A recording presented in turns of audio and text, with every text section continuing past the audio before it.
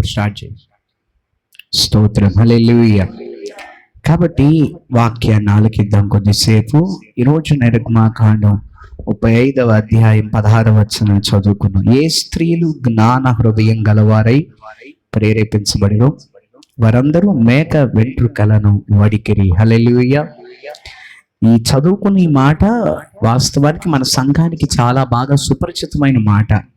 ఎందుకంటే ఇది వరకు నాకు బాగా గుర్తుంది, పాస్టర్ గారు ఈ మాట మీద చాలాసార్లు ప్రసంగాలు చేశారు, చాలాసార్లు మాట్లాడారు. ఒకవేళ మీకు వాక్యాన్ని గుర్తుపెట్టుకునే ఒక చక్కటి లక్షణం ఉంటే గనక ఈ మాట మీద దైవజనులు మాట్లాడిన ఆ ప్రసంగ అంశాలు, ఆ ధ్యానము, ఆ ఉపదేశం ఖచ్చితంగా మీ హృదయంలో ఉండాలి. హల్లెలూయా, హల్లెలూయా. సరే, ప్రభు వాక్యం అనేది ఎప్పుడు కూడా తాజాగా మన దగ్గరికి ప్రత్యక్షతను మోసుకొస్తుంది కనుక ఈ రాత్రి మరొకసారి కొద్దిసేపు ఈ మాట నుంచి మనం నేర్చుకోగలిగిన కొన్ని విషయాలను మనం చూసే ప్రయత్నం చేద్దాం. స్తోత్రం, హల్లెలూయా. దేవుని పిల్లలారా, ఇక్కడ రాయబడిన సంఘటన ఇశ్రాయేలీలు ప్రత్యక్ష గుడారం కట్టే సందర్భంలో ఉంది. 400 సంవత్సరాల పాటు దేవుని పిల్లలు శత్రువుల భూభాగంలో బానిసలుగా బ్రతికారు. ఎలా బ్రతికారు? బానిసలుగా బ్రతికారు. బానిస అంటే పనివాడికి బానిసకి తేడా నేను చాలాసార్లు చెప్పాను. పనివాడు జీతం ఇస్తేనే పని చేస్తాడు. పనివాడు పని నచ్చకపోతే పని మానేస్తాడు. పనివాడు తను చేయాలనుకుంటే చేస్తాడు, తనకు వద్దనుకుంటే వెళ్ళిపోగలిగిన ఒక స్వేచ్ఛ, స్వతంత్రం కలిగిన వాడు పనివాడు. బానిస అంటే అలా కాదు. బానిసకి నువ్వు జీతం ఇవ్వాల్సిన అవసరం ఉండదు. బానిసకి తిండి పెట్టాల్సిన అవసరం ఉండదు. బానిస నీ దగ్గర పని నచ్చకపోతే వెళ్ళడానికి అవకాశం ఉండదు. కాబట్టి బానిస ఎలాగున్నా, పరిస్థితి ఎలా ఉన్నా సరే, తను ఒక వ్యక్తికి బానిసగా అమ్మబడిన తర్వాత ఆ యజమాని కింద అతను నిత్యము ప్రయాసపడుతూనే ఉండాలి. హల్లెలూయా. 400 సంవత్సరాల పాటు లక్షల మంది ప్రజలు. ఎన్ని లక్షల మంది అనేది పూర్తిగా బైబిల్లో లెక్కలేదు, కానీ మగవాళ్ళ లెక్క రాస్తుంది. వాళ్ళలో యుద్ధం చేయగలిగిన వయసు అంటే దాదాపు 18 సంవత్సరాల నుంచి లెక్క పెట్టుకోండి. ఒక 50-55 సంవత్సరాలు 60 సంవత్సరాలు వరకు ఒక మనిషి యుద్ధంలో, వాస్తవానికి నాకు తెలిసినంత వరకు 50 సంవత్సరాల వరకు అనుకుంటున్నాను, అక్కడ వరకు ఒక మనిషి పోరాటం చేయగలుగుతాడు. ఆ తర్వాత దానికి ముందైనా దాని తర్వాత అయినా సరే మనిషి బలం యుద్ధానికి సరిపోదు. అలాగే ఇశ్రాయేలీయులు కూడా యుద్ధానికి వెళ్ళగలిగిన వారు, యుద్ధం చేయగలిగిన వారు లెక్క పెడితే 6 లక్షల మంది మగవాళ్ళు అయ్యారంట. స్తోత్రం చెప్పండి ఒకసారి. చాలా మంది బైబిల్ పండితులు దీని గురించి మాట్లాడితే 6 లక్షల మంది యుద్ధానికి వెళ్ళగలిగిన మగవారు ఉన్నారంటే వారితో పాటు వారి భార్యలు ఉంటారు, వారి పిల్లలు ఉంటారు. 6 లక్షల మంది పురుషులకి 6 లక్షల మంది స్త్రీలు, అది 12 లక్షలు వాళ్ళ స్త్రీలు కాకుండా పిల్లలు, ఆ తర్వాత ఇంట్లో ఉండే ముసలివారు, పెద్దవారు. అలా లెక్క పెట్టుకుంటూ వెళ్తే ఎంత తక్కువగా లెక్క పెట్టినా సరే దాదాపు ఇశ్రాయేలీలు 25 లక్షల మంది దాకా, 20 నుంచి 25 లక్షల మంది కాల్బలం కనిపిస్తారు. హల్లెలూయా. కొంతమంది దైవజనులు ఇంకా ఎక్కువే ఉండొచ్చు అంటారు. సరే, ఎంత ఉన్నా సరే మనం ఇక్కడ చూడాల్సిందంటే వాళ్ళు చాలా మంది లక్షల మంది ప్రజలు. అన్ని లక్షల మంది ప్రజలు బానిసలుగా ₹1 జీతం ఇవ్వాలి ఆ ఫరో వాళ్ళకి. ఒక్క పూట తిండి పెట్టేవాడు కాదు ఫరో వాళ్ళకి. వాళ్ళు ఉండడానికి ఐగుప్తు దేశంలో ఉన్నారన్న పేరే. వాళ్ళ భోజనం వాళ్ళే చూసుకోవాలి, వాళ్ళ తిండి వాళ్ళే చూసుకోవాలి, వాళ్ళ యొక్క జీవనోపాధి అంతా వాళ్ళే చూసుకోవాలి. కానీ రోజు మొత్తం మీద ఫరో ఏదైతే పని చెప్తున్నాడో ఆ పని చచ్చినట్టుగా చేసి పెట్టేయాలి. స్తోత్రం చెప్పండి ఒకసారి. హల్లెలూయా. చాలా కఠినమైన బానిసత్వం. పైగా రూపాయి ఇవ్వంది గాక, పని చేయించుకుంది గాక, పని చేయకపోతే చావు కొట్టేసేవాళ్ళు. బాధి చాలా ఇబ్బందిగా, చాలా చాలా తీవ్రమైనటువంటి ఒక విపరీతమైనటువంటి క్షోభకు, లేకపోతే శ్రమకి వారిని కష్టానికి వారిని గురి చేస్తూ ఉండేవాళ్ళు. ఇబ్బంది పెట్టేసేవాళ్ళు, కొట్టేవాళ్ళు, చంపేసేవాళ్ళు. అవసరమైతే ఎవరు ఏమి అడగటానికి కూడా అవకాశం ఉండేది కాదు. హల్లెలూయా. అలా చాలా తీవ్రమైన బానిసత్వంలో ఉండగా దేవుని పిల్లలు ఒకటి గుర్తుపెట్టుకోండి, దేవుని పిల్లలు కన్నీరుతో ఉండడం దేవుడు ఏ రోజు చూసి మౌనంగా ఉండడు. స్తోత్రం చెప్పండి ఒకసారి. హల్లెలూయా. వారి హృదయ బాధను ఆయన ఎరిగిన దేవుడు. ఆయన వారి హృదయములో నుండి, వారి కన్నుల నుండి ప్రతి బాష్ప బిందువును తుడిచివేయుటకు సమర్థత కలిగిన దేవుడు ఆయన. హల్లెలూయా, హల్లెలూయా. ఇశ్రాయేలీయుల జీవితంలో కూడా వారు చాలా కఠినమైన బాధపడుతూ ఉండగా దేవుడు వాళ్ళని చూశాడు. తన సేవకుడైనటువంటి మోషేతో దేవుడు మాట్లాడాడు. మోషే వెళ్ళనన్నాడు. అయ్యా నేను వెళ్ళను, నేను నత్తి మాట్లాడలేను, నాకు నోటి మాంద్యం ఉంది, నాలుక మాంద్యం ఉంది, నత్తుని నేను వెళ్ళి అక్కడ అన్ని లక్షల మందిని ఫరో బారి నుంచి ఎలా కాపాడగలుగుతానంటే, లేదు మోషేను వెళ్ళు, నేను నిన్ను బలపరుస్తానని మోషేను పంపించి ఐగుప్తు దేశం మీదకి 10 తెగుళ్ళు రప్పించి ఐగుప్తీయులను బాధ పెట్టి వారంతట వారే మీరు వెళ్ళిపోండి, ఇక మీ దేవునితో మీతో మేము పోరాడలేము, మీరు మా దేశాన్ని వదిలిపెట్టి వెళ్ళిపోండి, మీకు ఏం కావాలంటే అవి తీసుకుని వెళ్ళిపోండి, ఇక మేము మీ దేవుని ఎదుట నిలబడలేము అని ఐగుప్తీయులు ఇశ్రాయేలీయుల్ని ఐగుప్తు దేశంలో నుండి బయటకు పంపించేసేటట్లుగా దేవుడు చేశాడు. స్తోత్రం చెప్పండి. హల్లెలూయా, హల్లెలూయా. అక్కడ నుంచి వారిని ఎర్ర సముద్ర మార్గంగా దేవుడు నడిపించాడు. ఎర్ర సముద్ర మార్గంగా దేవుడు నడిపించి ఎర్ర సముద్రం దాటి ముందుకు వచ్చి అలా వారు ప్రయాణం చేస్తున్నారు. ఒక్కొక్క ప్రాంతం వివరించాలంటే సమయం సరిపోదు కాబట్టి ముందుకు వెళ్దాం. సీనాయి కొండ దగ్గరికి వాళ్ళు వచ్చారు. సీనాయి పర్వతం దగ్గరికి వాళ్ళు వచ్చారు. నిర్గమాకాండం 18, 19 అధ్యాయాల్లో మనకు కనిపిస్తుంది. అప్పుడు వారు సీనాయి పర్వతం దగ్గరికి వచ్చినప్పుడు సీనాయి పర్వతం మీద దేవుడు తన ప్రజలతో మాట్లాడాడు. హల్లెలూయా. ఆయన మాట్లాడిన మాటలనే 10 ఆజ్ఞలు. ఎన్ని ఆజ్ఞలు అంట? 10 ఆజ్ఞలు, 10 కమాండ్మెంట్స్, లేకపోతే 10 ఆజ్ఞలు అని మనము మాట్లాడుతూ ఉంటాం, మనం ధ్యానిస్తూ ఉంటాం. 10 ఆజ్ఞలు ఇచ్చాడు దేవుడు తన పిల్లలకి. ఈ 10 ఆజ్ఞలు పాటించండి, ఈ 10 ఆజ్ఞల ప్రకారం జీవించండి, ఈ 10 ఆజ్ఞల ప్రకారం మీ జీవనాన్ని కొనసాగించండి, అప్పుడు మీరు ఆశీర్వదించబడతారు అని దేవుడు తన ప్రజలకు చెప్పాడు. హల్లెలూయా, హల్లెలూయా, హల్లెలూయా. దేవుని పిల్లలారా జాగ్రత్తగా ఆలకించండి. అలా సాగుతా ఉండగా దేవుడు తన ప్రజలతో మాట్లాడాక దైవజనుణ్ణి మోషే గారిని దేవుడు పర్వతం పైకి రామన్నాడు. కొండపైకి రా మోషే, నీతో నేను మాట్లాడాల్సిన మాటలు ఇంకా చాలా ఉన్నాయి అని దేవుడు చెప్పాడు. సరేనని మోషే బయలుదేరి పర్వతం పైకి వెళ్ళాడు. ఆ కొండపైన దేవుడు మోషే గారితో 40 రోజులు మాట్లాడాడు. 40 రోజులు మోషే గారు ఉపవాసం ఉన్నాడు. ఉపవాసములో గడిపాడు, ప్రార్థనలో గడిపాడు.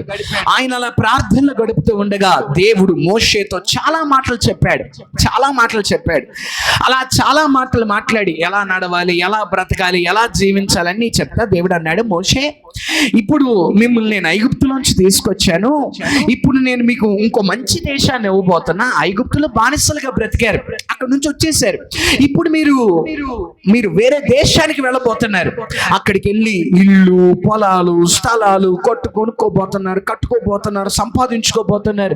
మీరు మీ కుటుంబాలు ఆనందంగా గడపబోతున్నారు. అయితే మీరు ఒక విషయం నేర్చుకోవాలి. అదేంటంటే మీరు ఇల్లు కట్టుకునే కంటే ముందుగా, పొలం సంపాదించే కంటే ముందుగా, స్థలాలు సంపాదించే కంటే ముందుగా మీకు ఆరాధించే స్థలం ఒకటి ఉండడం ప్రాముఖ్యం. స్తోత్రం చెప్పండి ఒకసారి.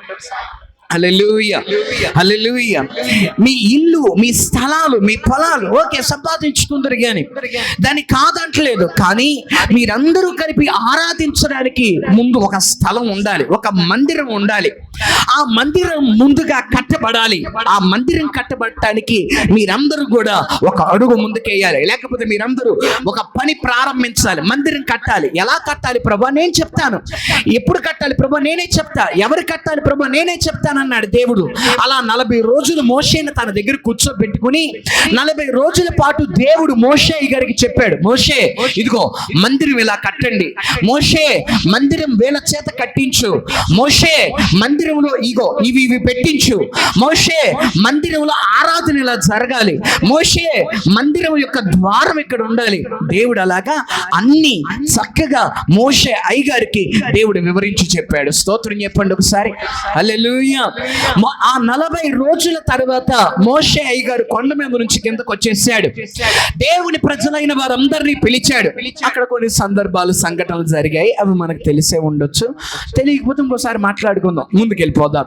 మోషే అయ్యగారు తన దేవుని ప్రజలందరూ, దేవుని పిల్లలు, సంఘం అందరినీ పిలిచారు, ఇశ్రాయేల్ అందరినీ పిలిచి అబ్బాయి దేవుడు ఒక మందిరం కట్టమంటున్నాడు. ఆ మందిరం కట్టే విధానం ఎలా ఉండాలి, ఆ మందిరం ఎలా కట్టాలని దేవుడే చెప్పాడు. కాబట్టి మనం కట్టబోయే మందిరం ఇదిగో ఇలా ఇలా ఉండాలి. ఎవరు కట్టాలో కూడా దేవుడే చెప్పాడు. ఇదిగో పలానా బెస్లేను అనబడిన ఒక వ్యక్తి ఉన్నాడు కదా యోధా గోత్రంలో, వాడిని పిలుచుకురండి. వాడు మందిరం కట్టే పనిలో అందరికంటే ముందు ఉండాలని దేవుడు కోరుకుంటున్నాడు. అంటే ఒక మేస్త్రి లాగా ఉండాలని దేవుడు కోరుకుంటున్నాడు. అంత మాత్రమే కాదు, అహోలీయాబా చదువుతారా మాట 31వ అధ్యాయం 6వ వచనం. మరియు నేను దాను గోత్రములో అహిసామా కుమారుడైన అంతే, స్తోత్రం చెప్పండి ఒకసారి మంచిగా. హల్లెలూయా. బెస్లేని అహోలీయాబుని దేవుడు ఏర్పాటు చేసుకుని ఇంకోసారి ప్రభు కృపిస్తే వాళ్ళిద్దరి గురించి ఇంకో రోజు మాట్లాడుకుందాం. వాళ్ళిద్దరి పేర్లే దేవుడు చెప్పాడు. ఇంత పెద్ద మందిరం కట్టమంటున్నావు ప్రభు, మరి ఇద్దరి పేర్లే చెప్పావేంటి అంటే దేవుడు అంటాడు, మోషే ఈ మందిరం కట్టే పనిలో నేను ఇద్దరి పేర్లే చెప్తున్నాను. ఎందుకు చెప్తున్నానంటే వాళ్ళిద్దరూ కూడా మేస్త్రి లాగా, మనకు అర్థమయ్యే భాషలో చెప్తున్నా, ఒక మేస్త్రి లాగా, ఒక ఒక ఒక ఒక ఇంజనీర్ లాగానొచ్చేమో, లేకపోతే ఒక లీడర్ లాగానొచ్చేమో. వాళ్ళు ముందుండి, ఎందుకంటే వాళ్ళు నేర్పు కలిగిన వారు. ఎవరు పడితే వాళ్ళు పని అంత నైపుణ్యత లేకపోతే సహాయం చేయగలిగిన వారు చాలా మంది ఉండొచ్చు, కానీ పని చేసేటప్పుడు ముఖ్యమైన పని తెలిసిన వ్యక్తి ఒకళ్ళు ఉండాలి. మందిరం, దేవుని మందిరం, ఆ రోజుల్లో ఉన్న దేవుని ప్రజలకు దేవుడు అనుగ్రహించిన మందిరం చాలా ఉన్నతమైన దర్శనంతో కట్టబడేది. కాబట్టి ఇద్దరు పేర్లు చెప్పాడు దేవుడు. మరి మిగతా పనులన్నీ ఎవరు చేయాలి ప్రభువా? ఇద్దరు పేర్లు చెప్పావు, మందిరం ఏమో చాలా పెద్దగా, చాలా చాలా బలమైన ఒక ప్రణాళికతో నువ్వు చెప్తున్నావు, మిగతా పనులన్నీ ఎవరు చేయాలి ప్రభువా, ఎలా చేయాలి ప్రభువా అంటే దేవుడు అంటాడు, ఇదిగో ఆ ఇద్దరు ముఖ్యమైన వ్యక్తులుగా ఉండనివ్వు, మిగతా పనులన్నీ కూడా ఇశ్రాయేలీలే చేయాలి. స్తోత్రం చెప్పండి ఒకసారి మంచిగా. హల్లెలూయా. ఇశ్రాయేలీల ప్రకటన చేయించు, చాటింపు వేయించు. ఇదిగో దేవుని మందిరం కట్టబడుతుంది, దేవుని మందిరం పని ప్రారంభమైంది. మీలో ఎవరెవరైతే మందిరం కొరకు ముందుకు రావాలి అనుకుంటున్నారో, మీలో ఎవరెవరైతే మందిరం పనిలో సహాయపడాలి అనుకుంటున్నారో, ఎవరి హృదయం అయితే ప్రేరేపణ పొందుతుందో వారందరూ కూడా ప్రేరేపణ కలిగిన వారు ఈ మందిరం పనిలో ముందుకు రావాలి అని ప్రకటన చేయించు. స్తోత్రం చెప్పండి ఒకసారి. హల్లెలూయా, హల్లెలూయా. హృదయ ప్రేరేపణ అనండి ఒకసారి. హృదయ ప్రేరేపణ. ఒక మాట, ఆత్మీయ జీవితంలో కొన్ని ఆత్మీయ జీవితంలో దేవుడు మనకి బోధించే బోధలు రెండు రకాలుగా ఉంటాయి అని చెప్పొచ్చేమో. ఒక భాగం దేవుడు ఖచ్చితంగా చెయ్యాలి అని చెప్తాడు, ఖచ్చితంగా చెయ్యాలి అని చెప్తాడు. ఒక భాగం దేవుడు నీ ఇష్టం, ఇది మంచి కోసం చెప్తున్నా, నువ్వు చెయ్యాలనుకుంటే చెయ్యి, నీకు అవసరం లేదనుకుంటే వదిలేసి అంటాడు. నా మాట అర్థమవుతుందా? ఒక భాగం దేవుడు ఖచ్చితంగా చెయ్యాలని చెప్తాడు. దేవుడు ఖచ్చితంగా చెయ్యాలని చెప్పిన కొన్ని మాటలు చెప్పండి, మీకేం గుర్తొస్తుంది? ఖచ్చితంగా చెయ్యాలి, ఇది అది చేయకపోతే కుదరదు, అది చేయకపోతే దేవుని రాజ్యంలో చోట్లేదు అనే విషయాలు కొన్ని చెప్పండి. ప్రార్థన అద్భుతం, ఇంకా పరిశుద్ధత అద్భుతం, ఇంకా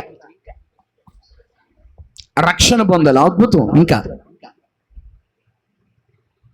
ప్రార్థన ఒక రెక్క అయితే ఇంకో రెక్క ఏమవుతుంది? ఇంకో రెక్క వాక్యం. విశ్వాస జీవితంలో ప్రార్థన అనేది ఒక రెక్క. ప్రార్థన అనే సమాధానం రాగానే మనకి వెంటనే రావాల్సిన మరొక సమాధానం వాక్యం. ఒక మెచ్యూర్డ్ బిలీవర్, లేకపోతే ఒక ఎదిగిన విశ్వాస జీవితంలో జ్ఞానాత్మచేత ప్రేరేపణ పొంది, లేకపోతే ఒక దేవుని సన్నిధిలో అనుభవపూర్వకంగా వాక్యాన్ని రుచి చూసిన వ్యక్తి అయితే ఖచ్చితంగా ఆ విషయాన్ని గుర్తించగలుగుతాం మనం. ప్రార్థన అనేది విశ్వాసకి ఒక రెక్క అయితే వాక్యం అనేది రెండవ రెక్క. కాబట్టి ప్రార్థన, వాక్యం, ఇంకేం చెప్పారు?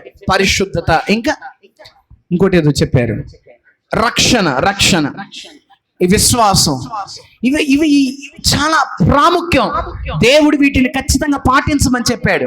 ఉదాహరణగా చెప్పాలంటే, సపోజ్ ఒక వ్యక్తి రక్షణ పొందితేనే బాప్టిజం పొందితేనే పరలోక రాజ్యంలోకి వెళ్తాడు.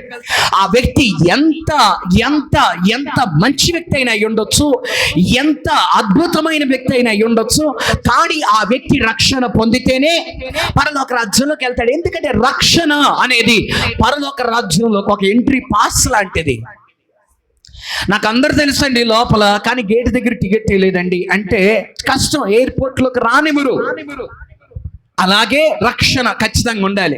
ఇంకా చెప్పారు పరిశుద్ధత అనేది కూడా చాలా ప్రాముఖ్యం. రక్షణ పొందడమే ముఖ్యం కాదు, రక్షణ పొందాక దాన్ని కాపాడుకోవడం చాలా ముఖ్యం. పరిశుద్ధంగా బ్రతకడం మరి ప్రాముఖ్యం. పరిశుద్ధత లేకపోతే మనం పరలోక రాజ్యంలోకి చేరుకోలేం. ప్రార్థన చేయాలి, వాక్యం చదవాలి. ఇలాగా భక్తి విషయాలు ఏవైతే ఉన్నాయో వాటిని దేవుడు ఖచ్చితంగా చేయమని చెప్తాడు. వాటిలో కాంప్రమైజ్ అవ్వడానికి అవకాశం ఉండదు, వాటిలో డిస్కౌంట్ ఏమీ ఉండదు. ప్రార్థన చేయాలి, పరిశుద్ధంగా బ్రతకాలి, వాక్యాన్ని చదవాలి, వాక్యాన్ని వినాలి, వాక్యాన్ని ధ్యానించాలి, రక్షణ పొందాలి. ఇవి మస్ట్ అండ్ షుడ్ అనే విధంగా చెప్పవలసిన మాటలు. కానీ కొన్ని ఉంటాయి భక్తి జీవితంలో, వాటిని దేవుడు బలవంతంగా చెప్పడు మనకి. ప్రభువు మన మేలు కోసం చెప్తాడు. వాటిని పాటించకపోవడమా అనేది నీ మీద ఆధారపడి ఉంటుంది. అలాంటివి చెప్పమంటారా? ఒకటి, దేవుడు పరిచర్య చేయమని చెప్తాడు. నీకు ఆరోగ్యం కావాలి, నీకు బలం కావాలి, నీకు శక్తి కావాలంటే, నీవు ఎముకలలో నీ బలం తక్కువ కాకుండా సత్వత నింపబడాలంటే మందిరంలో పరిచర్య చేయి, దేవుని పనిలో ముందుండని చెప్తాడు. ఇంకా మాట్లాడాలంటే కానుకల విషయం కూడా దేవుని సన్నిధిలో స్వేచ్ఛతో ఇచ్చేవి, బలవంతంగా తీసుకునేవి కాదు.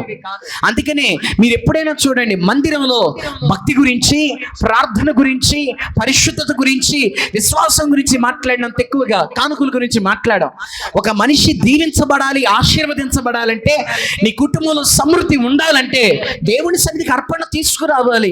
అప్పుడే నీవు దీవించబడతావు, నీ కుటుంబంలో సమృద్ధి ఉంటుంది. కానీ అది బలవంతంగా అడిగి తీసుకునేది కాదు, నీ హృదయాల్లో దేవుడిచ్చిన ప్రేరేపణ బట్టి ఇచ్చేది. ఇలాగా భక్తి జీవితంలో దేవుడు మన ఎదుట ఉంచిన విషయాలు రెండు భాగాలుగా విభజింపబడుతున్నాయి. ఒకటి, ఖచ్చితంగా దేవుడు బలవంతంగా చెప్పి చేయిస్తాడు. రెండు, నీ హృదయంలో ఉన్న ప్రేరేపణకు వదిలేస్తాడు, నీలో ఉన్న లోపడే జీవితానికి అప్పగిస్తాడు. నీ ఇష్టం. నీవు ఆశీర్వాదం కావాలనుకుంటావా, ఆరోగ్యం కావాలనుకుంటున్నావా, నీ కుటుంబంలో సమృద్ధి కావాలనుకుంటున్నావా, నీ ఇష్టం చెయ్యి. లేదు నాకు అవి వద్దులే ప్రభు అనుకుంటే పర్లేదు, ప్రార్థన చేసుకో, పరిశుద్ధంగా బ్రతుకు, విశ్వాసంతో ఉండు, పరలోక రాజ్యాన్ని ఇస్తాను. స్తోత్రం చెప్పండి ఒకసారి. హల్లెలూయా, హల్లెలూయా. జాగ్రత్త వినండి. దేవుడు తన ప్రజలందరితో మాట్లాడి చెప్పాడు, ఆ పరిచర్య విషయం అందరికీ చెప్పు మోషే, అందరినీ రమ్మను, ఎవరి ప్రేరేపణ బట్టి వారిని వచ్చి పని చేయమను. మందిరంలో ఇద్దరు ముఖ్య వ్యక్తులు ఉంటారు, మిగతా వాళ్ళందరూ సహాయపడే వాళ్ళ పేర్లు నేను చెప్పను మోషే, అందరూ ఎవరి ప్రేరేపణ బట్టి వారిని వచ్చి పని చేయమని చెప్పాడు. స్తోత్రం చెప్పండి ఒకసారి. హల్లెలూయా. చాలా మంది వచ్చారు, ఒక్కొక్కళ్ళు ఒక పని చేస్తున్నారు. ఒకళ్ళేమో మట్టి ఎత్తే పని చేస్తున్నారు, ఒకళ్ళేమో మేకలు కొట్టే పని చేస్తున్నారు, ఒకళ్ళేమో ఇంకో పని చేస్తున్నారు. ఈలోగా కొంతమంది స్త్రీలు వచ్చారంట. వాక్యం చెప్తుంది వాళ్ళు చాలా తెలివైన వాళ్ళంట. ఈ తెలివైన స్త్రీలు ఏం చేశారంటే, అక్కడికి వచ్చి అక్కడ మోషే అయ్యగారిని అడిగారంట, అయ్యగారు ఏమేం పనులు ఉన్నాయి, ఏమేం పనులు చేయాలి చెప్పండి అని అడిగారంట. మోషే అయ్యగారు చెప్పారు, అమ్మా ఇదిగో పలానా పనులు ఉన్నాయి, తెరలు చేయాలి, అదిగో ఆ గుమ్మాలకి స్తంభాలు చేయాలి, ఆ మేకులు పనులు ఉన్నాయి, తాళ్ళు పనులు ఉన్నాయి, ఇలా ఈ పనులన్నీ చెప్పారు మోషే అయ్యగారు. చెప్తే వీళ్ళు ఏం చేశారు తెలుసా, ఆ పనులన్నీ విన్నాకంటే ఆ పనుల్లో ఒక పని ఉందంట. ఆ పని ఏంటంటే మేక వెంట్రుకలతో తెరలల్లే పని. మేక వెంట్రుకలతో తెరలల్లే పని ఒకటి ఉందంట. వీళ్ళన్ని పనులు విన్నాకన్నారంట, అయ్యగారు సరే మేము పని చేస్తాం, మేక వెంట్రుకలతో తెరలల్లే పని ఉంది కదా, ఆ పని ఇదిగో మా గ్రూప్లో ఉన్న ఆడవాళ్ళం అందరం కలిసి మేము ఆ పని చేస్తామన్నారంట. ఇక్కడ ఒక విషయం, వాళ్ళు తెలివైన వాళ్ళని బైబిల్ చెప్తుంది. తెలివైన వాళ్ళ లక్షణం ఏంటంటే పని చేస్తాడు కానీ సులభంగా చేస్తాడు. తెలివైన వాళ్ళ పని అదే. ఎప్పుడైతే ఇప్పుడు సపోజ్ ఇంట్లో ఇద్దరు ఉంటారు, ఒకడేమో మొత్తం ఊళ్ళో ఉన్నాయని మీదేసేసుకుంటూ ఉంటాడు, ఒకడేమో అసలు ఎక్కడా కూడా మట్టి అంటకుండా బయటికి వెళ్ళి లోపలికి వచ్చేస్తూ ఉంటాడు. ఈ తెలివిగా ఈ రకంగా బయటికి వెళ్ళి మట్టి అంటకుండా వచ్చేసేవాడిని చూసి తల్లిదండ్రులు అంటాడు, వీడు చాలా తెలివైనవాడండి, ఆడు పాపం అమాయకుడు, కానీ ఊళ్ళో ఉన్నాయని మీదేసుకుంటాడు, కానీ వీడు సామాన్యుడు కాదు, వీడు అలా వెళ్తాడు, కంటి చూపుతో అన్ని చూసి వచ్చేస్తాడు, కానీ వీడు చాలా చాలా తెలివైనవాడండి అని తల్లిదండ్రులు చెప్తా ఉంటారు. తెలివైన వాళ్ళ పని అదే. తెలివిగా పని చేస్తారు కానీ సులభంగా చేసేస్తారు. మరి వీళ్ళు తెలివైన వాళ్ళు కదా, వీళ్ళు ఏం చేశారంటే మేక వెంట్రుకలతో వడికే పని చేశారు. దీని గురించి ఇదివరకు ఎక్కువ దైవజనులు ప్రసంగించారు కాబట్టి నేను కొంచెమే చెప్తా, జాగ్రత్త వినండి. మేక వెంట్రుకలతో పని చేయడం అనేది తేలిక కాదు. మీకు ఎప్పుడైనా సరే గొర్రెలు మేకలు పట్టుకున్న ఒక ఎక్స్పీరియన్స్, ఒక అనుభవం ఉంటుంది కాబట్టి మీరు ఎప్పుడైనా చూడండి, గొర్రె బొచ్చు పట్టుకుంటే చాలా సున్నితంగా చాలా మెత్తగా ఉంటుంది. మేక మీద చేయేస్తే దాని వెంట్రుకలు అనేవి చాలా గట్టిగా నిటారుగా ఉంటాయి. దాని వెంట్రుకలు వాటితో పని చేయడం చాలా కష్టం. వంగవు అంత తేలిగ్గా. వాటితో ఒక తెర అల్లాలి అంటే, ఒక క్లాత్ అల్లాలి అంటే చాలా కష్టం. స్తోత్రం చెప్పండి ఒకసారి మంచిగా. హల్లెలూయా, హల్లెలూయా. చాలా చాలా చాలా బాధ, చాలా ప్రయాస, చాలా కష్టంతో కూడిన పని అది. కానీ వాక్యం చెప్తుంది, తెలివైన స్త్రీలు కొంతమంది వెళ్ళి వాళ్ళు ఏం చేశారంట, ఆ కష్టమైన పని ఏదైతే ఉందో ఆ మేక వెంట్రుకలు వడికే పని వాళ్ళు చేయడానికి ఇష్టపడ్డారంట. స్తోత్రం చెబుదామా? హల్లెలూయా, హల్లెలూయా. బైబిల్ జ్ఞానం గురించి ఎన్నో మాటలు మనకు నేర్పించింది.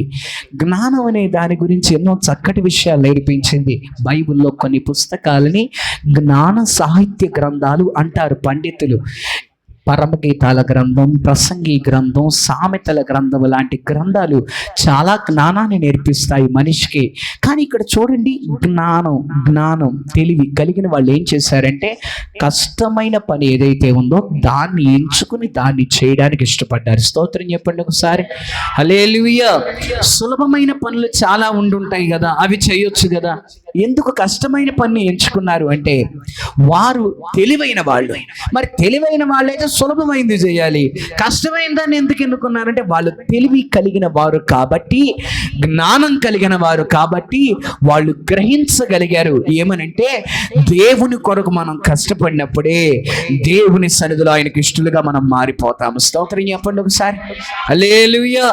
వారు గ్రహించగలిగారు, దేవుని కొరకు మనం కష్టపడినప్పుడే, ప్రయాసపడినప్పుడే, భారం భరించినప్పుడే, భారాన్ని మోసినప్పుడే మనము దేవునికి ఇష్టలుగా మారుతాం, ఆశీర్వాదం పొందుకుంటాం.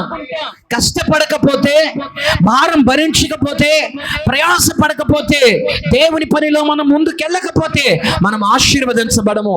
అది ప్రార్థన అయినా, అది భక్తి అయినా, అది సమర్పణ అయినా, అది విశ్వాస జీవితమైనా, అది దేవుని మందిర పనైనా, నేను ఎంత ఎక్కువగా ప్రభువులో ప్రయాసపడతానో అంత ఎక్కువ బహుమానం పొందుతాను అని వారు నమ్మగలిగారు. స్తోత్రం చెబుదాం ఒకసారి మంచిగా. హల్లెలూయా. వారు నమ్మారు. కారణం ఏంటి అంటే వారి తెలివి కలిగిన వారు, జ్ఞానం కలిగిన వారు అని బైబిల్ చెప్తుంది. ఎలా వచ్చింది వారికి ఆ తెలివితేటలు అంటే చదువుదాం. 31వ అధ్యాయం 6వ వచనం. 31:6.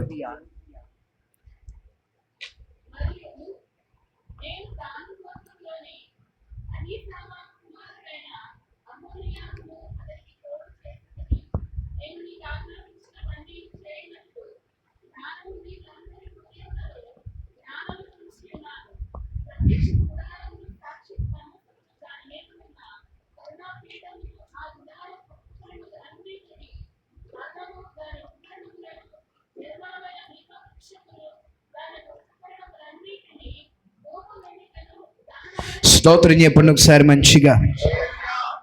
6వ అధ్యాయం ఆఖరి 2 లైన్లు. జ్ఞాన హృదయులందరి హృదయములలో జ్ఞానము నుంచి ఉన్నాను. స్తోత్రం చెబుదామా? హల్లెలూయా. జాగ్రత్తగా ఆలకించండి, నా మాటలు ముగింపుకు తీసుకొచ్చే ప్రయత్నం చేస్తాను.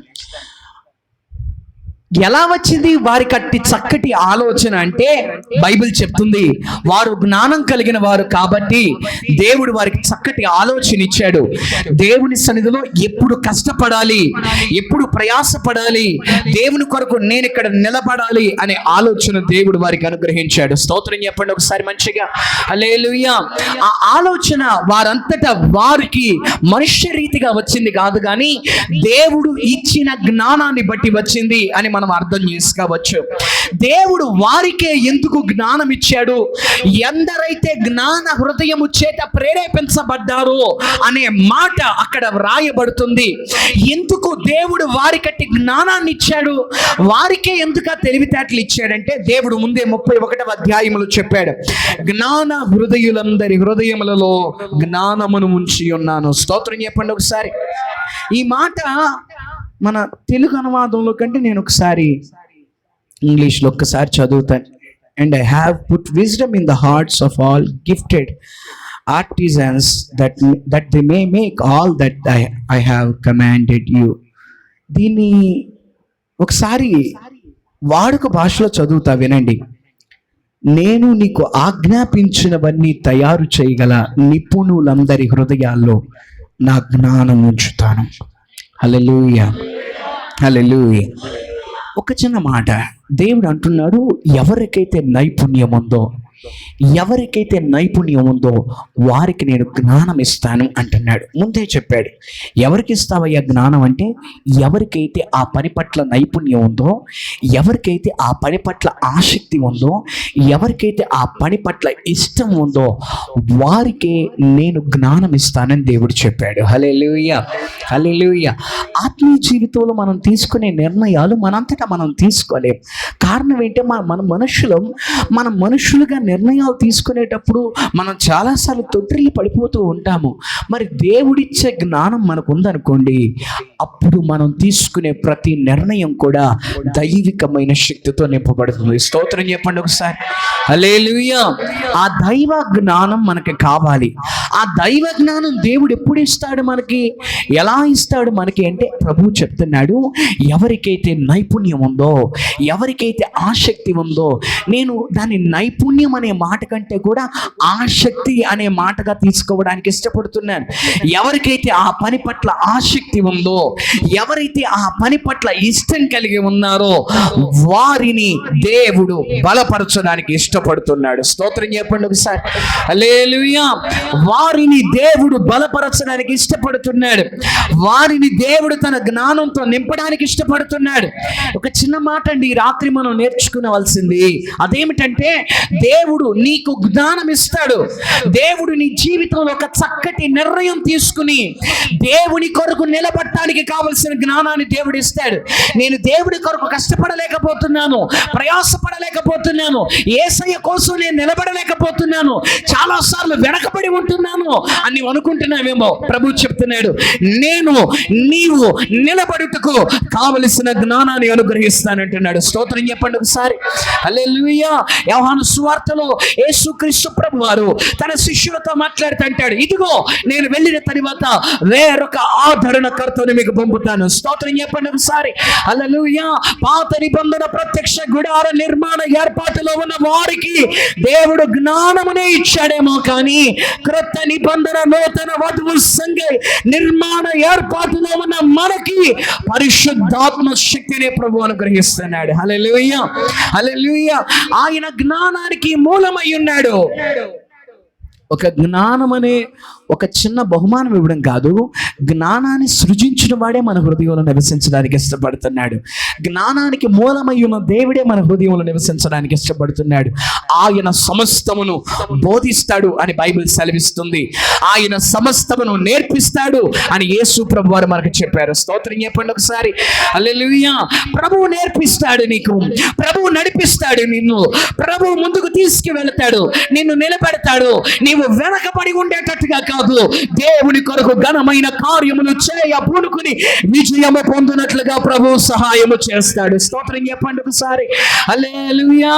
కానీ అది జరగాలి అంటే, అతి కృప పొందుకోవాలి అంటే, అతి ఆత్మశక్తి పొందుకోవాలి అంటే ప్రభు అంటున్నారు, నేను నైపుణ్యము కలిగిన వారికి, ఆ పని పట్ల ఆసక్తి కలిగిన వారికి, ఆ పని నేర్చుకుంటున్న వారికి నేను ఎక్కువ జ్ఞానాన్ని ఇస్తాను. మనం కూడా ఆసక్తి కలిగి ఉండాలి, ఇష్టం ఉండాలి దేవుని కోసం బ్రతకడానికండి. దేవుని కోసం బ్రతకడానికి నీకు ఇష్టం ఉందనుకోండి, దేవుడు ఇస్తాడు నీకు కావలసిన తెలివితేటలు, దేవుడు ఇస్తాడు నీకు కావలసిన జ్ఞానం, దేవుడు నిన్ను నడిపిస్తాడు, నిన్ను నిలబెడతాడు. ఎందుకంటే పిలిచిన వాడు అంతము మట్టుకు నడిపించుటకు సమర్థత కలిగిన దేవుడు అయి ఉన్నాడు. ఆయన నడిపించుటకు సమర్థుడు. ఆయన మార్గ మధ్యలో విడిచిపెట్టేవాడు కాదు. మనుష్యులు చూపే విశేషమైన ఆదరణ కంటే ఆయన అధికమైన ఆదరణ చూపే నమ్మకమైన దేవుడై ఉన్నాడు. హల్లెలూయా, హల్లెలూయా, హల్లెలూయా.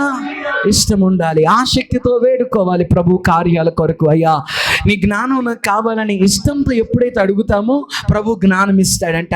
ఆ జ్ఞానం నీ ఆత్మీయ జీవితాన్ని మార్చివేస్తుందంట. ఆ జ్ఞానం దేవుని కొరకు నీవు ఘనమైన పనులు చేసే విధంగా చేస్తుందంట. దేవుని కొరకు నువ్వు బలంగా నిలబడేటట్లుగా నేను చేస్తుందంట. దేవుని కొరకు సాహస కార్యాలు సాధించే విధంగా దేవుని జ్ఞానం నేను మారుస్తుంది అని బైబిల్ సెలవిస్తుంది. అందుకని విశ్వాస జీవితంలో ఆసక్తితో బ్రతుకుదాం. యేసయ్య కొరకు ఆసక్తి.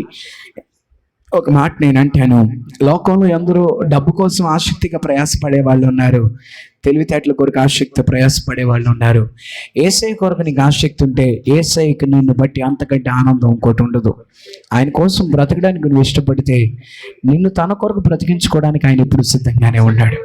ఆయన బలపరుస్తాడు. అట్టి కృప మనకు అనుగ్రహించబడును గాక. కళ్ళు మూసుకొని మోకరించి తల మంచి ప్రార్థన చేసుకుందాం. ఈ రాత్రి యేసయ్య మాట్లాడిన ప్రతి మాటలు బట్టి మన జీవితాలు సరి చేసుకుంటూ పరిశుద్ధపరచుకుంటూ ప్రభు చేతికి అప్పగించుకుంటూ